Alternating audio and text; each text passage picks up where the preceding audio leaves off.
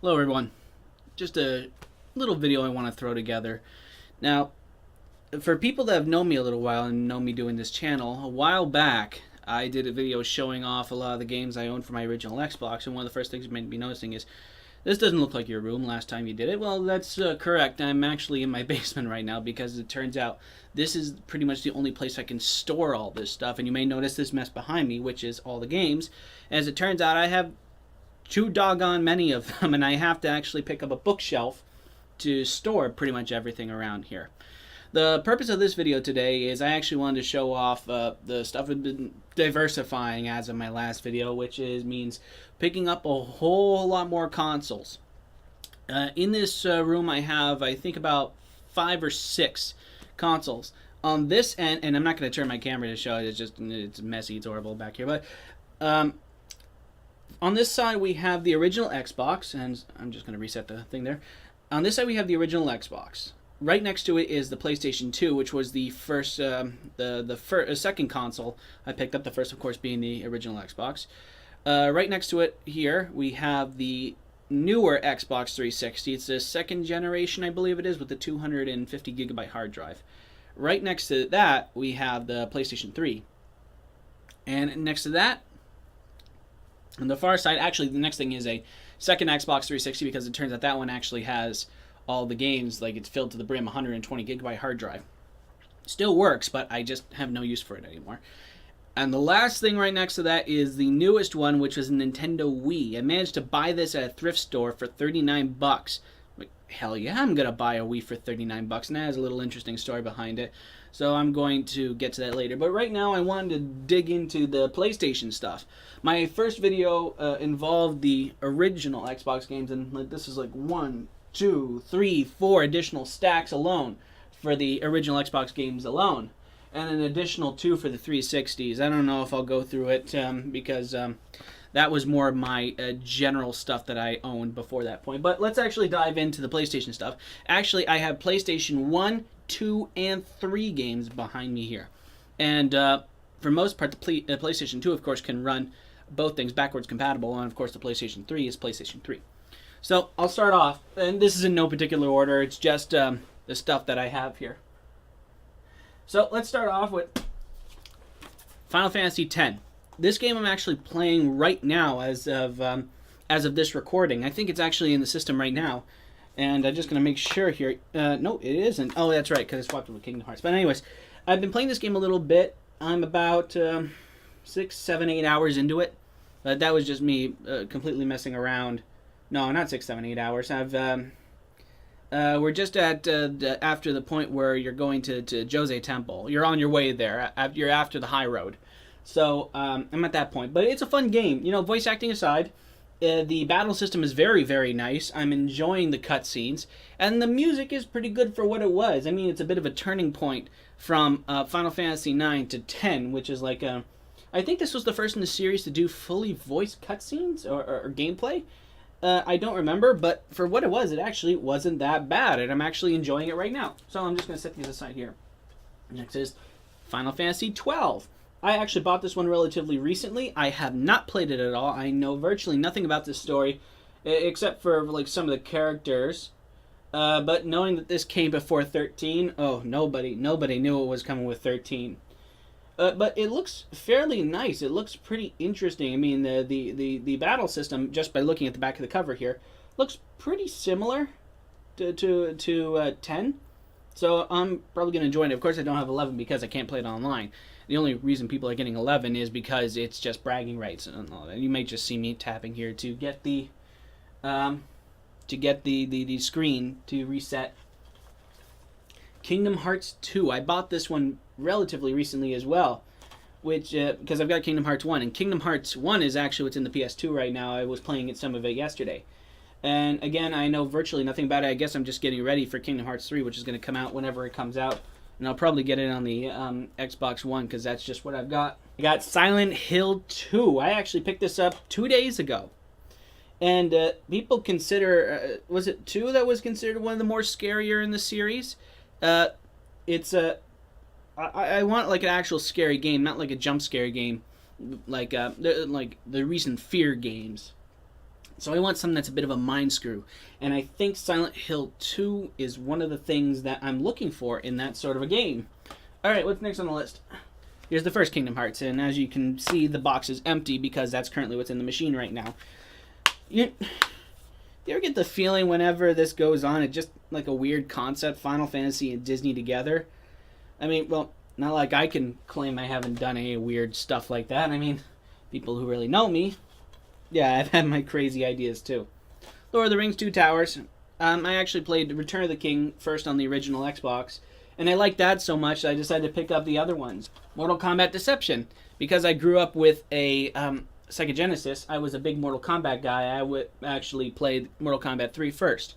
And people say video game violence does weird things to people. I like to think I turned out okay. So I think. Shaolin Monks. First time I played this game was on the original Xbox as well, which was a demo. I never played the full game, but I just liked the concept of it. An adventure game with Mortal Kombat. Whoever heard of such a thing? And that was before I played anything else. Like, I know that it was in Deception or Deadly Alliance where you had the Conquest mode. So, Ace Combat 5. The only jet fighter games I played before this were Tom Clancy's Hawks. So, and I know this is very different. I know Hawks was more arcadey, so I know nothing about like jet fighter simulators. Ace Combat 4. This one was actually recommended to me by some people online when I said I was doing a collection of PlayStation games. They said, if anything, get number 4, because they said that's a good game. I don't know, but we'll see about that. ATV Off-Road Fury. I just picked this up because this is when I was starting to collect the games. I just wanted to widen out the library. I know nothing about like all these sports games. I won't. If it's one thing, I won't collect sports games because they're annual and it's only incremental differences. So I'm going to bypass those. But it looks fairly interesting. I like racing games. I really do, but they have to be interesting to me. It's like when I picked up Blur. It was different. It was maybe a bit too different and a little bit uncanny, where you had kart racing mechanics with photorealistic and licensed cars. Call of Duty World at War Final Fronts. I don't know if this is actually... I think I can play this, actually. It's not an add-on or expansion. And it's interesting, like World at War is actually part of the arc of Call of Duty I actually particularly enjoy, which is the Black Ops series. And I like that way better than the Infinity War guys. Black Ops 1 is my favorite Call of Duty game, and I think I got it back there somewhere in that mess. Or is it upstairs? Because I know that it's backwards compatible with the Xbox One. I really enjoyed playing it. Simpsons Road Rage, and this one is a little bit of an embarrassment. I picked this up. I was specifically looking for a different game, which was Hit and Run, and I got that one right here on the Xbox. And yeah, I don't know what I was thinking, because it turns out I already owned Road Rage, so I pretty much got doubles of it on 2 systems. Whoopsie. Next is God of War 2, which is a 2-disc set. I've actually never cracked it open to check it out. So it's got disc 1 and a special feature. So I guess it's the special edition version of the game. And of course, God of War is the infamous press X not to die or press X to win game. But it's supposed to be, people tell me, kind of like the Prince of Persia sort of thing, but a lot more gorier. We'll see. Next is Killzone. This was a supposed Halo killer right here. Oh my goodness. Halo, where is Halo? It's around here somewhere. Ah, there you are. These 2 games, and I don't know if you can still hear me at this point, were locked in bitter rivalry with one another. This was the game that was going to sink Halo. Killzone, Killzone 2. I think it was Killzone 2. That's what they were talking about. But like, these were 2 of the most iconic games for both the systems at the time. And I, of course, growing up with an Xbox, I just gravitated towards this. This was a little bit more interesting. But now that I got this one, I can check it out from 2 different angles. So it'll be interesting to see how that goes. I'm just going to put Halo right back over here. Line it up there. Put Killzone over here. And we'll see where it goes.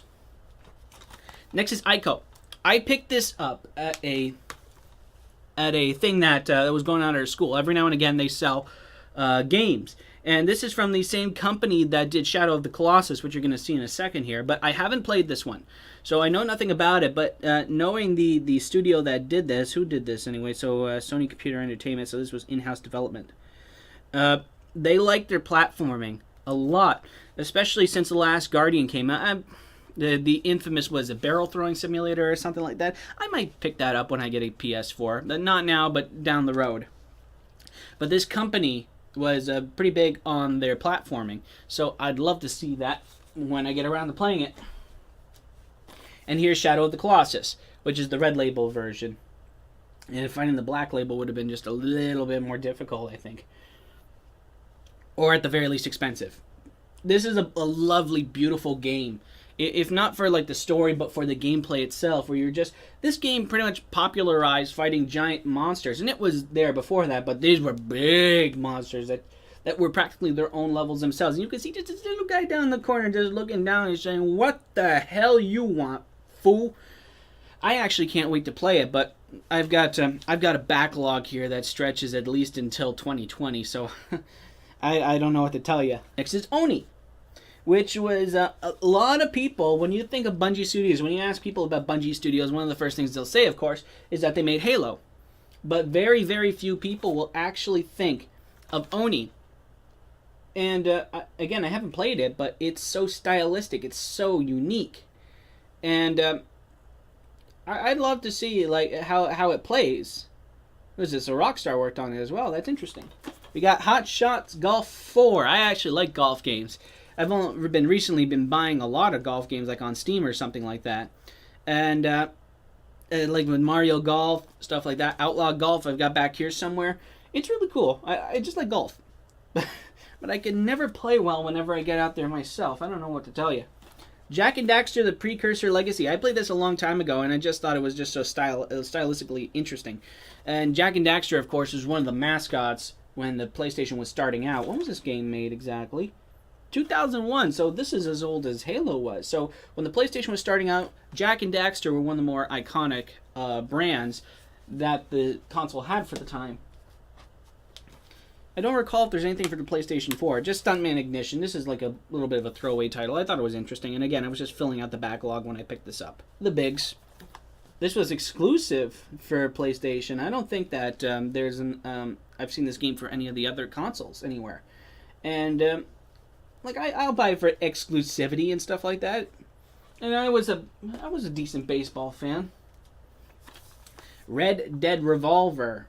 I was a big fan of Red Dead Redemption, so seeing this game was really, really cool, and I had to pick it up because I just like the Rockstar games, and especially ones that are so different, such as Red Dead Redemption, Red Dead Revolver. I haven't played it yet. I haven't played 90% of all this stuff, so we'll see how it goes. Twisted Metal Black. I had a friend of mine that was a major Twisted Metal fan, and when it comes to vehicular combat, some people say there's like second to none when it comes to this game. I just like the frenziness of it all. Star Wars Bounty Hunter. It's a shame this game didn't come to like any other well, I mean, it came to the GameCube, but it's a shame it didn't come to like the Xbox as well. So I kind of missed out on that. I played this game first on the GameCube at a friend's house. So that was my first experience to it. I played a little bit there, and I have to say, it's weird, like the fluctuation with the frame rates depending on what's going on. If you find yourself in a tight corridor, the frames itself will drop seriously in some cases. But the concept itself is interesting that we'll never see again unless it's approved by Disney. Oh ho, too bad. Brothers in Arms, The Road to Hill 30. Again, a game that shows like grittiness when it comes to war. And it's squad-based shooter.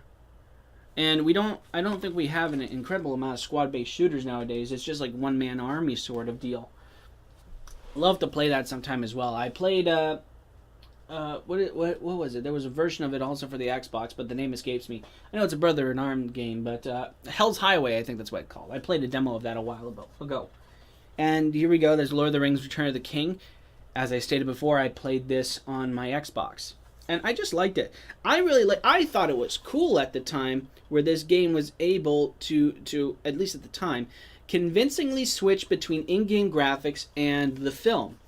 And it was cool how they got the actors to in there in some way. They actually got the actors to do the voiceovers for the games, and they didn't hire anybody else. Like that's really Sir Ian McKellen back there doing the voice of Gandalf, and there's Viggo doing the voice of Aragorn, and so on and so forth. I love Lord of the Rings. I just love Tolkien in general. So that was a really cool game. I think that's the one that really kicked off my love of Tolkien. So that's the PlayStation 2 games. I'm going to go through the PlayStation 1 games. I've got the Final Fantasy Anthology, and you're noticing a bit of a pattern here as I'm showing off a lot of Final Fantasy games. I'm really trying to get as many Final Fantasy games as I can get my hands on. Like, I want the full series if I can, barring the games that I can't play online, like 11. 14 I can get if I really wanted to, but, you know, that is what it is. So the Anthology contains Final Fantasy V and Final Fantasy VI. 6 was actually one of the earlier ones I played on an emulator. But if I really wanted to, I could play it here, and I can. Next is Final Fantasy VII. This one was a little bit more difficult to get a hold of. I was really, really lucky to see this one on the shelves, and I realized I had to have it. And I had to have it. And I asked the shopkeeper, do you see this going anywhere anytime soon? Because I want it. Now I get to see what everyone is making such a big deal of. Because they said, oh, you got to remake Final Fantasy VII. You got to remake Final Fantasy VII. And like I said, me growing up on Xbox, I had no idea what the importance of Final Fantasy VII was. But now I'm playing through it, I'm starting to understand why some people like these things and why some people don't like these things. In the case of Final Fantasy X, of course, you have infamous scenes such as, you know which one I mean. Actually, there's a couple of them I actually have to clarify. But a lot of us, I think, are on the same level. You know what I mean. Final Fantasy VIII. This game I gotta thank Noah Antwiler for making me get, because that's how he got famous, you know, before he kind of went off the rails with his Patreon and stuff like that and stopped making like substantive videos. The combat is actually really nice too. The characters are characters. Squall, Squall, Squall. You're a keeper right there, master of the ellipses. I played this a little bit, and past the first chapter or something like that, the first couple chapters. So I'm going to go back and do it, because I want to get a feel for the games first before I go in and put some serious time. There's 4 CDs. This is the longest, I think, of all the Final Fantasies that I've seen so far. 4 CDs. Wow, this is like back in the day when we really had to do stuff like this. I got Rayman. This is one of the first games I picked up for the PlayStation 2. This is before I realized I actually needed a PlayStation 1 memory card to do any of that. But Rayman, I've got Rayman 3 on my Xbox One, I think. I've got it. So that was able to be transferred over. And I was such a fan of number 3 that I went back in time. Some people say number 2 is really nice. What is it called? The Great Escape or something like that? And I want to try to get a hold of that, but since people hold it so high in regard, it might be difficult. Medal of Honor Underground. Or no, that's not Underground. That's just the original Medal of Honor. And just looking at this makes me sad because I know that that it's not around anymore. Thanks, EA. Spyro the Dragon. I picked this up as well fairly early, but it's one of the more expensive ones in the collection. But it's just a good game. It's just a good game. It's aged fairly well. I've only had one time where there was an issue, and that was playing one of the earlier levels where it just froze entirely. So I just couldn't get that dragon. Like, it just froze while it was freeing him. So I just had to leave it. I'll go back and I'll play it again, of course, because it's a good game. It's good. It's fun. And I got Crash Bandicoot Cortex Strikes Back. Not insanely expensive for its age, but a very, very good platformer too. I remember playing it a long time ago, and I realized that I need to get in on that. So that's the PlayStation 1 games, and I will cap it off, the PlayStations anyway. What time are we at right now? Oh boy, I gotta do some editing. Uncharted Drake's Fortune. Good game. Very good game so far. But they say that it gets way better as the series progresses. So we're going to see how what that goes on. From what I played so far, I'm really enjoying it. I'm really enjoying the music. I'm enjoying the feel. I'm enjoying the story. And I just like Drake's character. He's just a lovable scoundrel sort of thing.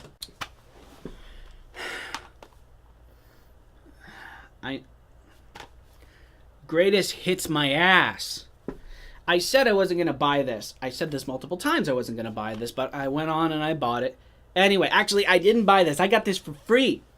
I got this for free because those free game things added up, those free game points. Because in no way was I going to spend any money for this damned game again. I spent 25 hours on this, and then I gave up on it. And here it is in my hand again, and I'm resolved to finish this damn thing. God, I hate this game.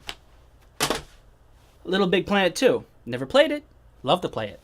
This game I only know through an obscure web series that happened to feature the characters of Vito and Joe Barbera in it.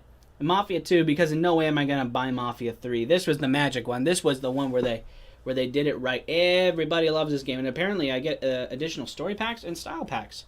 So, oh, awesome. So I didn't even notice that when I bought it. I just thought I was getting the base game. That's cool. I heard you could even get arrested for speeding in this game. Nice. Ni no Kuni. And I got this one because I heard about it from people saying it was a good game. And apparently Studio Ghibli did like the cutscenes and all of that. So that's fairly interesting, especially when you have like hand-drawn style stuff. I'm not a manga or anime person, but Ghibli in general, and like in the level of like Miyamoto, yeah, it is. It's just good artwork. It's kind of given a Final Fantasy vibe to it, but I just love to see if it's on the same level.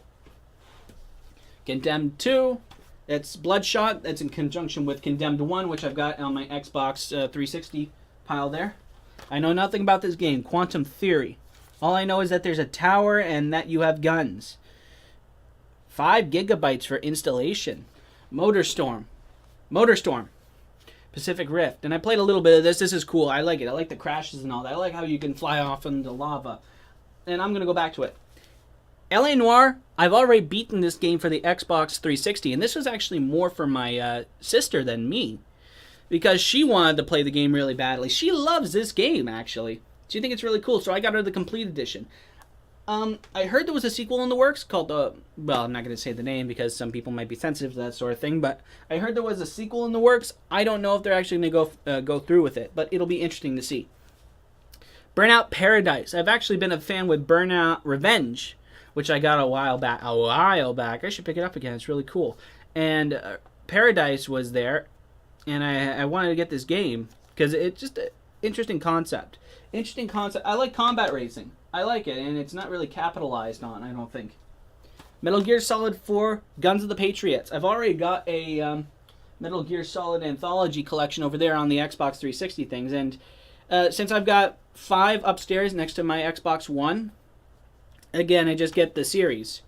And I think there's a couple more. That's Sons of Liberty or something like that. I don't know if that's in the Anthology collection or not. I got Demon Souls, and I picked this up at EB Games. And I saw this. This is the only game of its type on there. And as a player of the Dark Souls games, this caught my eye. Because a lot of people, of course, said that, oh, you got to play Demon Souls as well. Because if you like Dark Souls, you're going to love Demon Souls again. And it's a bit more linear and story-driven from what I understand. But I'd love to pop this in and check it out. We get Resistance 2. Which was also made by Insomniac. Man, Insomniac made a lot of games, didn't they? For the PlayStation. It's aliens and you shoot them. What's not to like about that? Here's Uncharted 3. And again, this is in no particular order, which is Drake's Deception. A lot of people really like this game. I think it got near perfect reviews, from what I understand. And of course, this is before it was bestseller. So you can get the sense where that is. Again, I gotta work through the first 2 games before I get to that. The Last of Us. People said if you're getting a PlayStation, you gotta buy The Last of Us. And again, that's a Naughty Dog. Good developer. Excellent developer. This one was also a near flawless one, if not like a completely flawless one, that people just loved. And the second one's coming out, but I don't know how interested I am in that. Why would they remake that? I mean, why would you have the same game over and over again like for the PS4?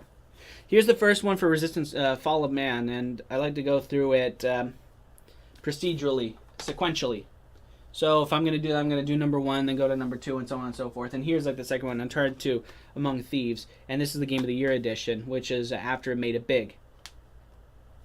I'm enjoying this series, the Uncharted series. So, of course, when I pick up a PS4, I'm naturally going to pick up Uncharted 4.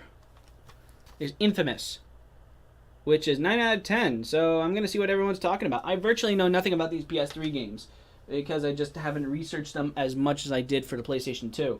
Or just knew much less about it. Bad Company. What can you say about Bad Company? It's a good game. I wish they still had the gold finding mechanic in the second one, but they didn't do that. Why? This is Starhawk. This was a very interesting game because it featured a whole lot of stuff like base building as well as transformable fighters. And nobody's pretty much playing online, so I'm going to be playing it for the single player. And the last one we have here is MotorStorm Apocalypse. I haven't played this yet. I haven't even broken the seal on it. So I'd love to see exactly how it plays out. So as a bonus, and I know this is happening a little bit long, I'm going to cut this off because I'm not going to do that. That's just too much time. I'm just going to quickly go through my Wii collection, what I've got so far, because it's so small, and as it turns out, as the best games are fiercely guarded by people who have this system. First game I have is Epic Mickey. And you think, why would you get that? Well, this is more for reasons. I'm in an animation program, so things that have to do with animation and specifically with Disney appealed to me because there's a bit of history behind it. And apparently the game has characters lost in time, so it's going to feature a bit of backstory into like who these characters are. And apparently in the second game they do the same thing as well. Next is Brawl. I was a big Super Smash Brothers guy since the Nintendo 64. And I'm happy to own this game because people love it. People love like the huge collection of characters. I wonder if it says how many people are there. I mean, it's crazy. Crazy, all the stuff that's in there. We got Super Mario Galaxy 2, which was on the more expensive side, I will admit. And I haven't found the first one. I haven't found Super Mario Galaxy 1, but that's probably going to be just as expensive. I've played this. I think it's actually in the system right now. I'm just going to double check. No, I took it out. But I played the first couple levels, and I'm really enjoying the feel. But I have to sit back here because, as it turns out, the sensor needs quite a bit of distance to actually register where you are. So I got to sit back here and like have the Wiimote and whatnot. It makes me wonder if I can push that back just a little bit more. There's Mario Kart Wii. If you got a Wii, like Mario Kart is anything Nintendo related, you have to have Mario on it. I'd love to see maybe if I can get Double Dash, but that's pretty expensive from what I see. And Wii was pretty much the only one that was on the GameCube I think I'm aware of, because 8 came out on the Wii U. And we're going to see how we do with that. If GoldenEye 007. GoldenEye was one of my favorite games of all time. And I've already got it on my Nintendo 64. So, and apparently it redoes. It remakes a whole lot of those, a whole lot of the game on it. So, I want to see it. I want to play it. I'm going to love the stealth focus, apparently. I'm going to toss this in whenever I get the chance. When was this made? 2010. That's pretty recently, isn't it? Wow, crazy. 7 years old already. And last is Sonic Colors. Sonic, the Sonic Cycle. Everyone knows the Sonic Cycle. Good game, bad game, good game, bad game. And then it just goes along like a circle, like an eternal carnival of energy. Because, well, you know, the theme and all that. And I played Unleashed. I liked Unleashed. And apparently this is like Unleashed. I actually almost forgot to mention what happened with that Wii when I picked it up. So when I picked that Wii up for $39, as I previously mentioned, I took it home and I realized I didn't have the actual Wii remote for it, so I couldn't do anything at first. And I picked that up a little bit later, so along with the nunchucks. So as it turns out, you pretty much have to have both if you want to do pretty much anything with this system. So one of the things I did is I wanted to make sure that it worked, it powered up and whatnot, it booted up, it did everything.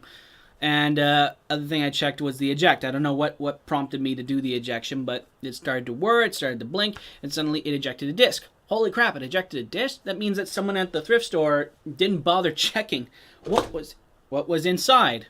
So, as it turns out, what was inside was this game. And if you don't know what that is, I don't know if you can see it, that's The Legend of Zelda Wind Waker. And, wow, that was a bit of a cool prize there.